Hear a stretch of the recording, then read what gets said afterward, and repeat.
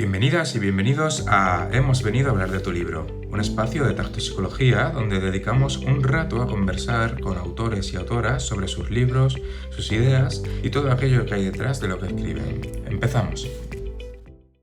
Hola a todos. Hoy estamos aquí pues para dar comienzo a una nueva sección de Psicología. Es una nueva sección que llamamos Hemos venido a hablar de tu libro, pero en este caso vamos a hablar de muchos libros porque nos acompaña Miguel Valenzuela, que para quien no te conozca, que son bastante pocos, pues es licenciado en Psicología por la Universidad de Málaga, máster en terapias contextuales, en Psicología Clínica, director de Ítaca Formación y de Ediciones Sara, ¿no? Y justamente me paro en esta edición Sara porque es aquí donde vamos a poner un poco el foco de esta entrevista, Miguel. Muchísimas gracias por estar aquí con nosotros. Gracias a vosotros por invitarme con toda la gente maravillosa que hay por ahí, que se lo merece mucho más seguro. Gracias a ti, de verdad. Bueno, vamos a empezar un poquito, Miguel, por preguntarte con curiosidad, expláyate, aborda también hasta el punto en el que te sientas cómodo, ¿vale? Vamos a ser como muy curiosos, vamos a invadir un poco espacios que no conocemos, ¿no? Porque es verdad que tu trabajo a veces es un poco desconocido. Pero queríamos empezar un poco por el punto de origen, ¿no? ¿Cómo surge Sara Ediciones? Si surge a lo mejor desde una especie de una sensación de hace falta esto en este momento o desde qué lugar surge, ¿no? Bien, hablemos de la motivación, ¿no? Ujú. Y de la historia. La motivación es alguien que llega tarde tarde, quiero decir, después de una trayectoria al mundo de la terapia contextual y a través de la terapia contextual a la terapia de conducta. Lo conocía, sabía que estaba ahí, pero no, no había sido la decisión, entre otras cosas porque teníamos muy poquita información en esa Universidad de Málaga de la que tú hablas, de perspectiva evidentemente cognitivo-conductual. Y hay un momento en el cual la búsqueda de esos libros clásicos se convirtió en algo a lo que dedicaba mucho tiempo. Y había algunos de esos libros imposibles de localizar, eran absolutamente ni siquiera en búsqueda de segunda mano, ni de tercera, ni intentándolo de todas las formas posibles. Y ahí surge la idea inicial. La idea inicial era, ah, por una parte, hay libros que me gustaría que volvieran a estar en circulación y por otra parte, hay mucho material en inglés. Es verdad que las terapias contextuales han sido muy americanas en el norte, en su desarrollo inicial, sobre todo, creo que está habiendo cosas muy interesantes ya en tanto en Latinoamérica como en España. Y yo tengo un nivel cero de inglés, o menos uno, no sé si hay nivel menos uno, ¿no? Digo, pido una taza de un cenicero y me traen una cebolla. Entonces, a partir de ese momento también era la idea de poder traducir libros que me parecían muy interesantes, que yo quería leer. Y por otra parte, dar una puerta a toda esa experiencia de profesionales en Latinoamérica y en España que tenían muy difícil el acceso al mundo editorial, sobre todo porque el mundo del conductismo, del contextualismo es una isla perdida en la psicología. Seguimos siendo muy minoritarios, creo que afortunadamente algo menos, pero seguimos siendo muy minoritarios. Y de ahí surge la idea. Y luego pues surge de buscar un nombre para una editorial, también es complejo, y aparece la P de psicología y el nombre de mi hija. Entonces no tiene mucho más misterio. Y eso surge durante la pandemia, demasiado tiempo para pensar y para hacer cosas. Entonces una editorial que ahora tiene 5 añitos y que es un proyecto para mí, por lo menos, que me hace sentirme muy a gusto cada vez que tratamos algo de esto, cada vez que recibo una carta, un correo, perdón, un correo ya no se recibe en carta, un correo proponiéndome un libro, proponiéndome una idea y es la ilusión de gente desde que está empezando a gente como el último que hemos sacado de Mariana Segura, de Pilar Barbado, de Pilar Sánchez, de análisis funcional, análisis de la conducta, que están encantadísimas, son como niñas con este libro cuando son tres personalidades de la psicología de la conducta en este país. Así que, pues surge eso como casi todo. ¿Qué libro me quiero comprar que no está en el mercado? ¿Qué formación quiero hacer que no está en el mercado? Y surge un poco así. ¿Qué te gusta? Qué bonita motivación. Interesante, interesante, Miguel, esto que nos cuentas, porque precisamente, y esto lo hemos hablado Lucía y yo, y con otros compañeros de profesión, y también otros compañeros dentro de este modelo, y es algo que, sobre todo cuando trabajamos desde las contextuales, el análisis de la conducta, hay como una especie de interés, como una especie de iniciativa o de motivación a seguir formándose, a curiosidad, a seguir leyendo. Y una editorial especializada en esto, bueno, pues a nosotros desde fuera nos parece un proyecto que es una fantasía. Entonces, pero también surgen otras cuestiones. ¿Cómo funciona una editorial especializada? ¿Cómo os llegan los libros? ¿Cómo decidís cuáles son tus funciones dentro de la editorial como director? No sé, cuéntanos un poquito cómo es esa máquina. Pues fíjate, eso es lo que hemos aprendido a lo largo de estos 5 años, porque te prometo que yo pensaba que esto era mucho más fácil. Yo creía que esto era mucho más simple y nos hemos encontrado con que obviamente es un mundo complejo, ¿vale? Lo más importante, yo creo que la elección de los libros inicial era por conocimiento de los autores y afortunadamente tengo mucha gente querida en el mundo de la psicología que empieza a decirte, oye, ¿qué te parece si miras a este señor australiano Guerin o qué te parece si miras a este señor australiano Erin Morris o qué te parece si miras al modelo que está saliendo en el Reino Unido en marco de poder, amenaza y significado o oye, Miguel, estás en una conferencia en Almería viendo a Jaco Seicula y te dice, oye, el próximo libro mío quiero que lo publiques tú. Tú dices, ¿qué te parece? Sí, dime cuándo, cómo, qué quieres para publicarlo, ¿no? Y luego también empiezan a llegar muchas propuestas de gente que está empezando, que todavía no ha publicado nada, pero que está haciendo trabajo muy interesante. La labor ahí un poco, la mía es elegir qué libros tienen cabida dentro de la línea que estamos haciendo. A veces decirle a gente que escribe libros fantásticos, mira, en nuestro público este libro no va a tener realmente la acogida que se merece, y eso también sucede a veces. Y a partir de ahí los autores te lo ponen muy fácil. Creo que eh, es muy diferente el mundo de la formación al mundo de la editorial porque para cualquier autor o autora la publicación de un libro es verdaderamente algo muy, muy significativo. Le ponen mucho corazón, están muy abiertos, con muchas ganas de hacer las cosas, pero la motivación está ahí desde el minuto uno. Y, por ejemplo, ahora sé que había estado hablando con Jesús Rivero, pues Jesús Rivero y Fernando Samper, pues han hecho un proyecto precioso sobre psicología, no psicología y cine, sino cómo vamos a utilizar parte del cine, parte de la serie que conocemos, desde una mirada muy cerca de las terapias contextuales, muy cerca fundamentalmente de algo. Entonces, eso es muy fácil. A partir de ahí, pues hay toda una cadena de trabajo, de maquetación, de diseño de portada, de negociaciones con editoriales, y eso es un tema que se lleva bastante más tiempo que la relación con los autores, que siempre es muy fácil y muy, muy agradable, ¿no? Pero bueno, quien quiera montar una editorial, lo primero estaría bien, que se supiera lo que es el mundo editorial, porque yo no tenía ni idea. Entonces tengo muchos maestros que echaron un cable desde el principio. Y dentro de todas esas funciones, dentro de ese trabajo arduo bueno, supongo que también empieza con un trabajo muy bonito que es esa relación con el autor, que al final es un proceso casi que vais de la mano, ¿no? Y vamos, yo lo sé por Jesús que a ti te tiene como, no sé, como ese cariño súper especial, ¿no? ¿Qué es para ti lo más bonito de todo ese proceso, Miguel? Tocar el libro es siempre mágico. Tocar el Sí. libro es mágico, ¿no?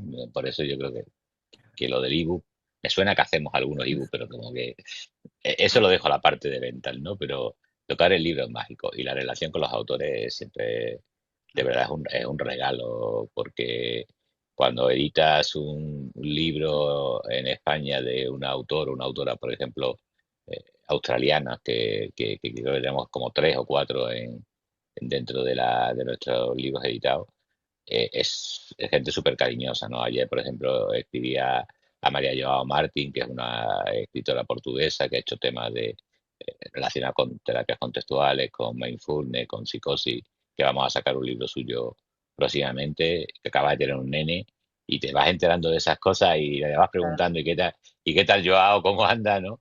Y María es un encanto en el trato personal, ¿no? Y te dan todas las facilidades del mundo. O sea que esa parte es muy enriquecedora eh, para mí, porque es gente que admiro y gente que nunca había pensado que podía hablar con ellos de estas cosas.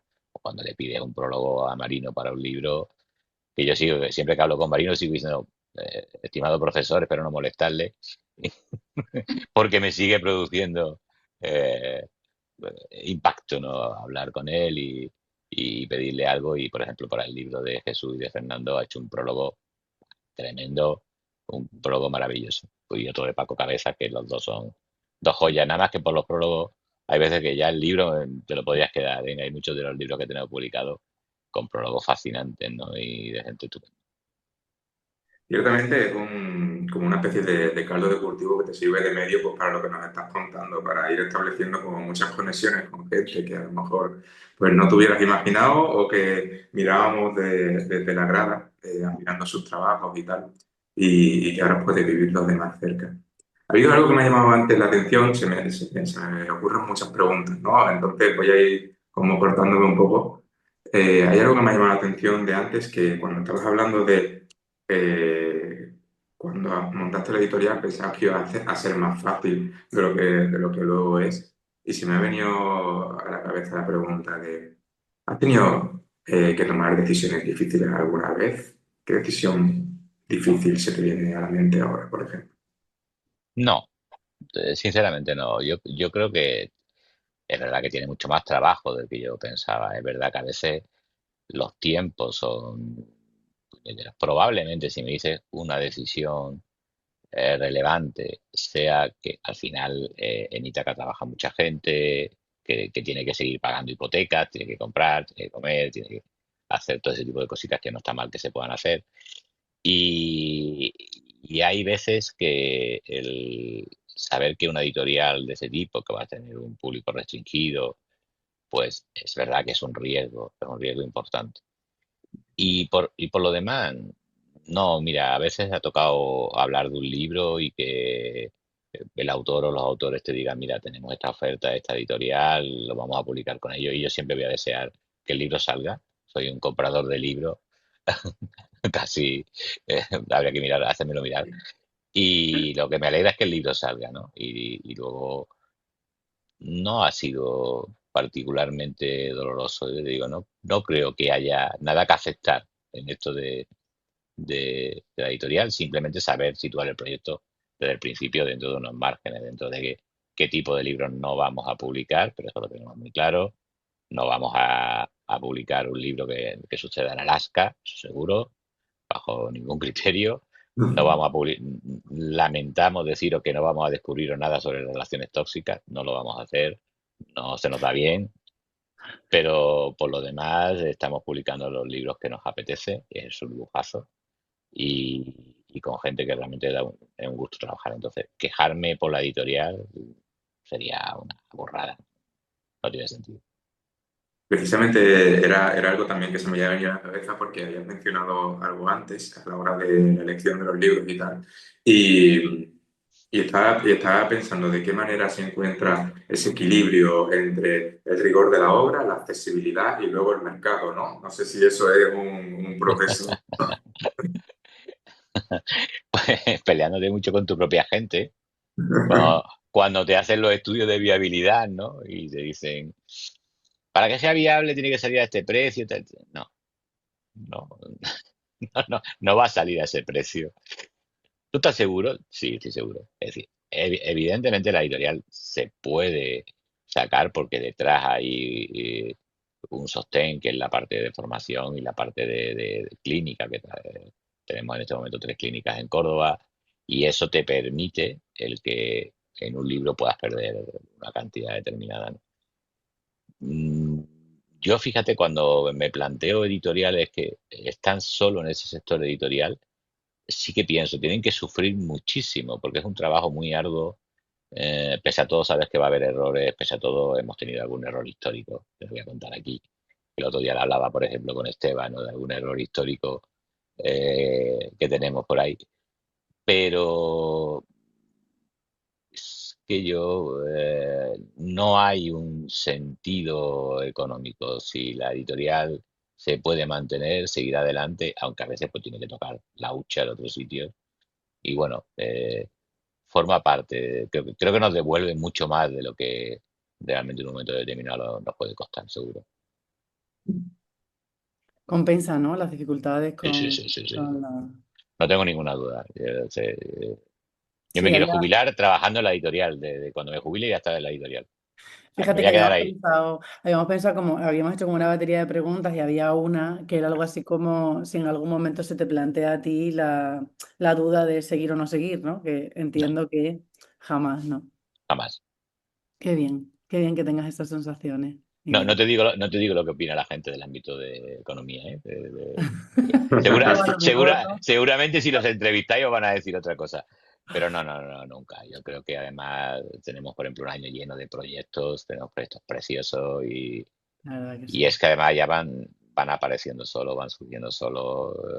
Creo que es una suerte poder estar ahí y además compartiendo eh, cosas con gente como que tengo que traer aquí, porque me parece que el trabajo con presencia de Manuel Porcel, el trabajo de Javi Virués con Ava España, el trabajo de Pablo Aguiesi y su equipo con Treola en Argentina, creo que es un momento dulce para las terapias contextuales y para la terapia de conducta, Así para el es. cóndor.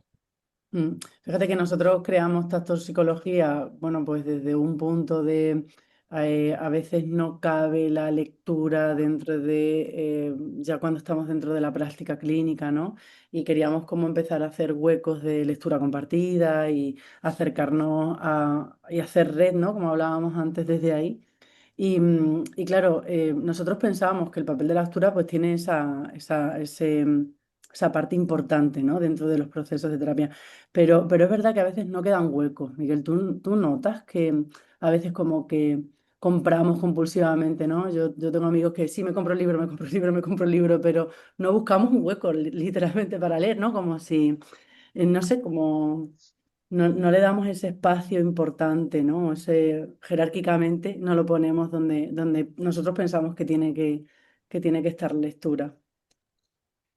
Ah, compramos compulsivamente, sí.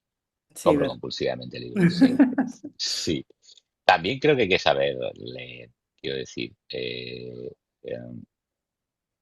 Vamos a ver qué me interesa de este libro en concreto en el momento en el que estoy ahora, ¿vale? Pero no es necesario empezar por la página 1 y terminar por la 860. No es necesario. A veces te va a aportar cositas y creo que es un reforzador brutal cuando tienes un ratito para la lectura, porque siempre vas a poder encontrar algo. Y luego está la parte, sé autor también, autora, anímate a escribir, porque eso, mira, acabamos de, hace muy poquito, a finales de diciembre, ahora creo que lo hemos terminado hace 15 días o así, todavía, de escribir un capítulo para un manual que coordina Juanjo Ruiz y Hugo, y me ha tocado escribir con Andrés García, ¿no? Que claro, cuando dicen, vas a escribir un capítulo con Andrés García, tú dices, tú, tío, que mañana estoy en su pueblo, lo invitaré a un café. Y ha sido una experiencia maravillosa escribir con Andrés a 4 manos, ¿no? Pues creo que yo estoy mirando ahí encima de aquel mueble los libros que se han utilizado para mi parte del capítulo. He plagiado a Marino, he plagiado a mucha gente, ya se lo dije a Marino hace poco también. Y ha sido una muy buena experiencia. Me ha llevado a leer quitándome el no tengo tiempo de. Eh, yo creo que hay muchos ratitos y el libro debe estar siempre incorporado a Totalmente. junto con el teléfono, que lo vamos a llevar al lado un librito para esos momentos, porque no hay que ponerse a leer el libro de la página 0 a la 800, como te decía, te van a aportar. Y creo que estoy viendo mucho libro que aporta. Mm. Bueno, eso, Miguel, porque es verdad que hay una diferencia entre leer mucho, ¿no? Y leer bien, leer lo que te interesa o lo que en ese momento se ajusta a lo que... Muy bien, me gusta ese punto. Precisamente esta es una visión compartida que tenemos nosotros dos y de ahí nace un poco este proyecto, ¿no? Del hecho de que creemos que es el caso de mucha gente, por lo que hemos vivido y lo que tenemos alrededor, que empezamos a trabajar, empezamos en la clínica y ya entramos como en una especie de bucle del que no salimos, en el que solo vemos casos o hacemos supervisiones y solo lo que me sea útil y tener a mano, y si me da más técnicas, pues muchísimo mejor. Y echábamos de menos un poquito de eso, como ese momento de sentarte, de sentarte con un libro, que como tú bien dices, esa visión pragmática de no hace falta empezar por la página cero y terminar, sino ver de qué manera me puede aportar en este momento, ¿no? Y queríamos preguntarte también un poco por tu visión en esto, ¿no? ¿Cuál es el papel que tiene la lectura y el acudir a el conocimiento que tenemos a la hora de ya la práctica clínica? Fundamental. Mira, Celo, yo creo que no puede haber nada más aburrido que trabajar siempre igual. Yo creo que es tremendamente aburrido y yo lo he padecido, ¿eh? Es decir, el descubrir un libro nuevo que te abría la posibilidad de mirar, porque al final lo que hacemos en nuestro trabajo es mirar mucho, observar mucho. Sigo diciendo que es un trabajo muy artesano el que hacemos, lo que trabajamos en la clínica, quiero decir esto. Una de las cosas bonitas de lo que está pasando es que la gente que estamos en la clínica está empezando también a decirle a la gente de la cátedra, de la parte más formal, oye, que también estamos aquí, que queremos contar cosas y que tenemos cosas que compartir con vosotras y vosotros, ¿no? A la academia. Yo veo aburridísimo no leer, no leer, y creo que además hay infinidad de libros de los que podemos sacar cosas. Y luego creo que también detrás es no olvidarnos de que somos agentes sociales y por lo tanto hay que ampliar esa lectura. A mí me encantaría que Ediciones Sara en un momento determinado estuviera publicando sociología, filosofía, que algún intento hemos hecho, antropología, que probablemente es lo que más leo ahora, porque lo que más quiero saber es, en esta locura de mundo en el que estamos, cuáles son las variables que están interviniendo en esta fábrica de mucha gente desolada, triste, cabreada y que mira al otro como si fuera una amenaza.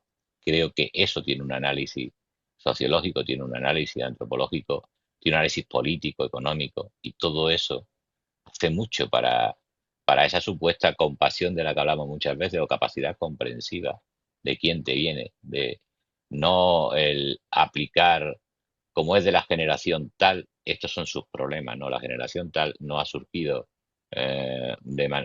por esporulación, sino que ha surgido de un modelo social, de un modelo de papás, mamás, abuelos, amigos y colegas. Y eso creo que necesita una reflexión para poder sentarte delante de alguien y entender realmente en qué mundo estáis viendo. Precisamente es algo que me acabas de recordar. El otro día estaba teniendo una conversación con una compañera que le había llamado la atención que había muchos terapeutas que solo leían psicología. Y estábamos hablando precisamente de eso, de la importancia de abrir el abanico y de tocar otras cositas que pueden ser sociología, filosofía o, oye, vete a autores de novelas clásicos o que se puede aprender muchísimo también de la ficción, se puede Sin aprender. duda, sin duda, sin duda. Sobre todo también la filosofía que marca nuestro modelo teórico, ¿no? Que ya ni siquiera es leer de filosofía en un amplio espectro, sino a lo mejor el otro día también leímos un artículo del contextualismo funcional, ¿no? Y hablábamos un poco de la importancia de también ir a las bases filosóficas de lo que nos sostiene, ¿no? Y en base a eso, Miguel, ¿dirías tú que hay una filosofía editorial dentro de Ediciones Sara? Sí, desde el inicio, es verdad que al final cualquier cosa que se hace pública va a tener determinadas distorsiones, pero a mí no me preocupa demasiado. Creo que la editorial ha ido aprendiendo que tenía también que mirar a otros modelos que estaban aportando cosas interesantes.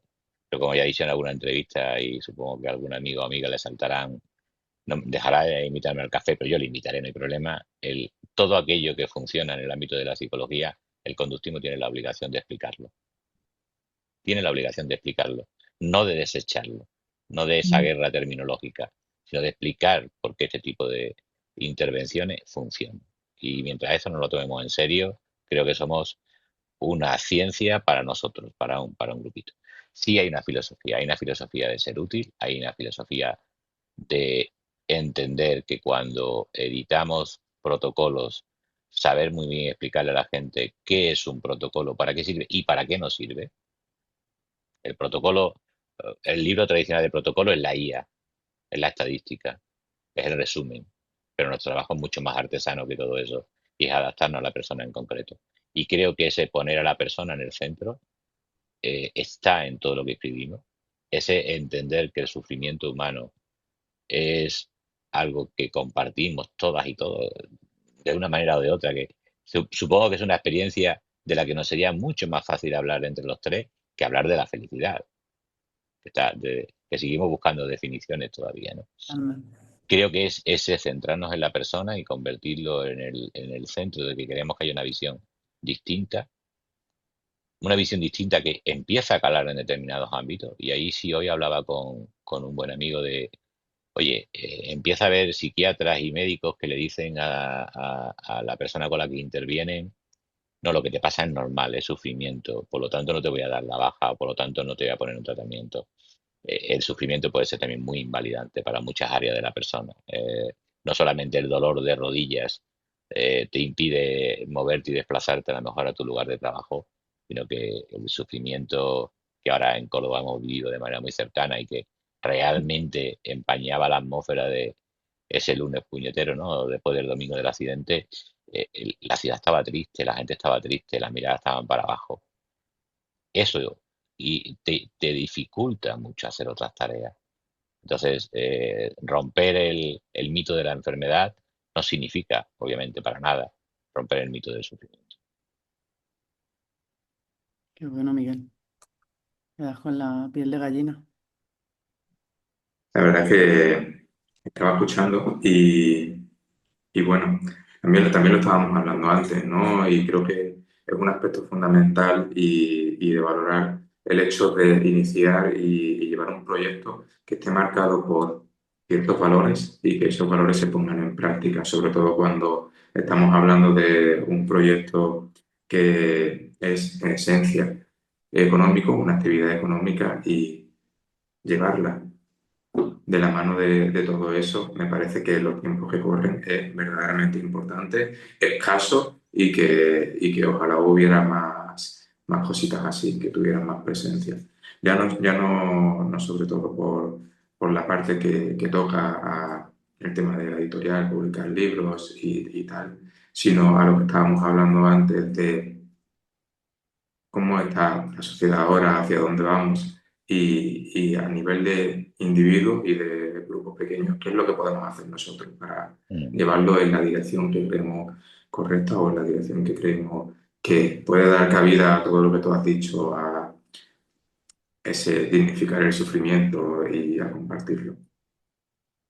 Sí, yo creo que se disfruta mucho más de trabajar en lo que cree que de trabajar por encargo. Creo que, Claro. creo que es mucho más apasionante y me gusta lo que hago y no me gustaría hacer otra cosa. Entonces, para mí es muy fácil, no quiero hacer cosas de las que me avergüence, no me apetece. Cometeré un millón de errores, pero no quiero hacer cosas de las que sepa que voy a sentir vergüenza desde que veo el proyecto, ¿no? Qué bueno que digas eso, porque además es algo que yo particularmente siento y se lo he escuchado a muchos compañeros de profesión, que es yo lo podría hacer mejor, peor, pero no quiero hacer otra cosa, esto es lo que tengo que estar haciendo. Pues estamos ya casi terminando, Miguel, y queríamos pues llevarnos un pedacito de ti. ¿Qué te parece si nos recomiendas algunos libros que para ti sean clave? Ah, qué bien, qué maravilla. Mm, Pues fíjate, te voy a recomendar tres que marcaron una época en mi vida y que los recuerdo con mucho cariño y además regalé muchas veces. Memoria de Adriano, de Magrillo Senar, me parece un libro fantástico. El Alexis, eh, la carta de Alexis también de Magrillo Senar, si no recuerdo mal, que ya lo de los autores me cuesta más. O el Tratado de Inútil Combate, creo que se apellidaba ese libro. Eh, De Ball, de Opiniones de un payaso. Es un libro fantástico de cómo andar por el mundo y pegarse de torta. Y muchos de Mario Benedetti, pero creo que Primavera con una esquina rota, ya solo con el título ya es maravilloso. Y luego canciones que salieron relacionadas con ese libro, que marcan un momento también político en España y en Latinoamérica interesante. Así que ninguno de psicología, ya ves. Qué bueno, Miguel. Pues, jo, muchísimas gracias por todo, de verdad. Es un auténtico placer escucharte. Gracias por todo, por tu honestidad, por la cercanía, por el cariño, por supuesto, por tu trabajo. Es un auténtico placer tenerte aquí con nosotros, de verdad. Pues yo, Lucía y Soy, solo puedo deciros que en sitios que me tratan tan bien es una maravilla venir. Así que cuando queráis repetimos. Me lo pasé muy bien en esa primera experiencia con un tipo que quiero tanto como Esteban Freixa, que es totalmente personaje maravilloso. Y espero que os- a vosotros sé que no lo necesitáis, pero a otra gente le pueda levantar un poquito el gusanillo por mirar un poquito más amplio alrededor y no seguir centrándonos. Hoy leía un post de un buen amigo como Parque Delgado diciendo, si seguimos mirando al individuo mal vamos.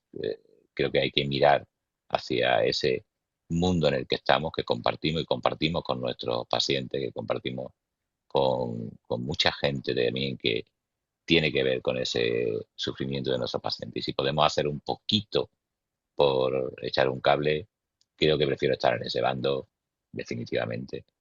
Pues muy bien. Qué bien, Miguel. Bueno, esto ya se acabaría aquí, ¿no?